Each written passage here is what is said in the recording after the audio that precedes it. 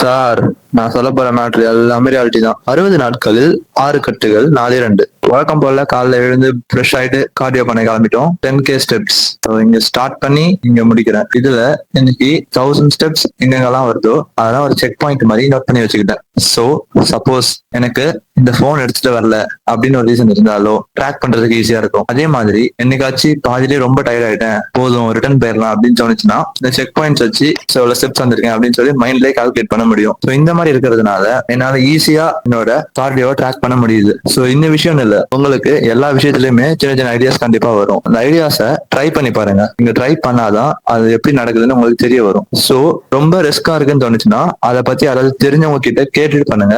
சிம்பிளா தான் இருக்கு, ட்ரை பண்ணுவோம் அப்படின்னு தோணுச்சுன்னா யோசிக்காதீங்க, அடுத்த செகண்ட் ட்ரை பண்ணிருங்க. பிகாஸ் சொல்ல முடியாது, அது ஒரு பெரிய மாற்றமா வரும்.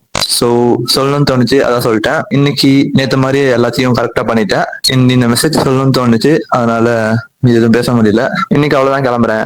இதோட நாளைக்கு வந்து கிளம்புறேன்.